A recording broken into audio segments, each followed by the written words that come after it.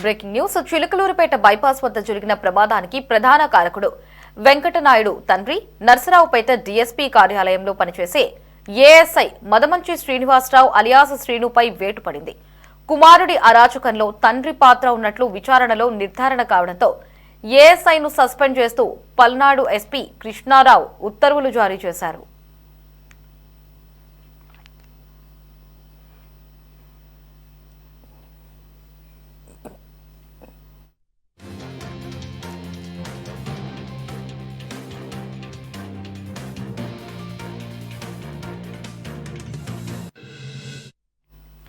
ఈ నెల 4న నాదెండ్ల మండలం గణపవరం సమీపంలోని చిలుకలూరుపేట బైపాస్ వద్ద జరిగిన ప్రమాదంలో 5 ఇంజనీరింగ్ విద్యార్థులు మృతి చెందారు.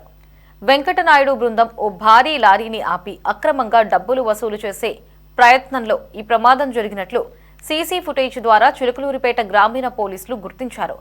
అనంతరం నిందితుల్ని సీసీ కెమెరాలో గుర్తించి అదుపులోకి తీసుకున్నాక డీఎస్పీ కార్యాలయంలో పనిచేసే ఏఎస్ఐ శ్రీను కుమారుడి లీలలు వెలుగులోకొచ్చాయి.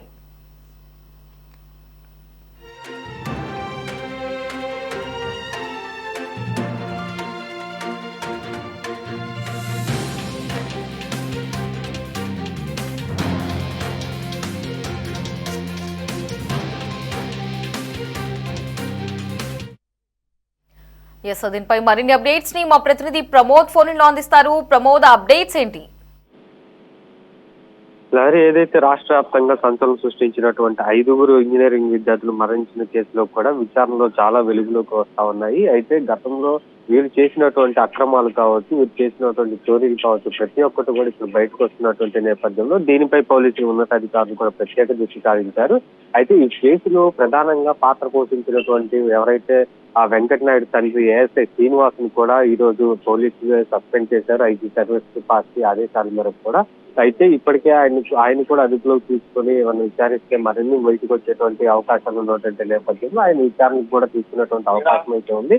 అయితే దీనికి సంబంధించి ఏదైతే వాళ్ళ చోరీకి పాల్పడినటువంటి కారుని కూడా ఆ పోలీసు ఉన్నతాధికారులు ఒక 4 కార్లు కూడా ఇప్పటికే కొంతమంది అధికారులు వాడుతున్నట్టుగా కూడా సమాచారం. అయితే తక్కువ అమౌంట్ తో వారికి ఆ ఉన్నతాధికారులకి కూడా ఇతను అందజేసినట్టుగా సమాచారం. అయితే గతంలో ఏదైతే బంగారం చోరీ విషయంలో కూడా అతని కేసును తప్పించాలంటూ కూడా అప్పుడు వాళ్ళ నాన్న ఏఎస్ఐగా ఉన్నటువంటి సమయంలో వాళ్ళ ఎవరైతే వాళ్ళ సభ్యులు ఉన్నారో, గ్యాంగ్ సభ్యులు ఉన్నారో వారిని కూడా తప్పించి ఆ కేసును కూడా ఆ పక్కదోవ పట్టించినటువంటి నేపథ్యంలో కూడా ఇప్పుడు దానిపై కూడా దృష్టి సారించారు. ఇలా కాకుండా మరొక చాలా కేసులు కూడా నమోదైనటువంటి నేపథ్యంలో వాటిపై ఉన్నటువంటి సమాచారం మేరకు ఉన్నటువంటి ఏదైతే ఆధారాలతో కూడా ఇప్పటికే పోలీసులు ఒక సమగ్ర దర్యాప్తు తయారు చేస్తా ఉన్నారు. అయితే ఆ కేసు ప్రధానంగా గతంలో చేసినటువంటి కేసుల్లో కూడా 4 పోలీసులను కూడా ఇప్పుడే ఉన్నతాధికారులు గుర్తించారు. ఆ 4 పోలీసులను కూడా సస్పెండ్ చేయడం జరిగింది. అయితే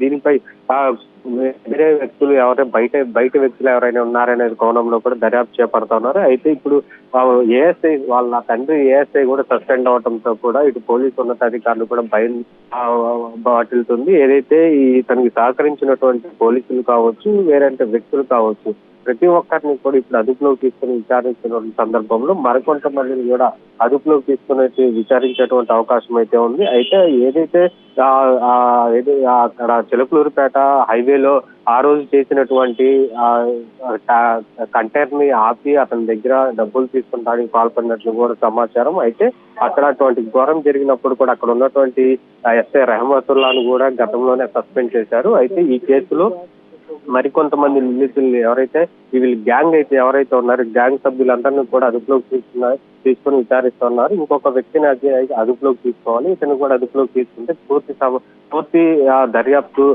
సమగ్రంగా జరిపి దీనిపై ఎవరికి బాధ్యులు ఎవరు ఉన్నారో వారి మీద కూడా కఠిన శిక్షలు తీసుకునేందుకు సిద్ధమయ్యారు. Right Pramod, thanks for the updates.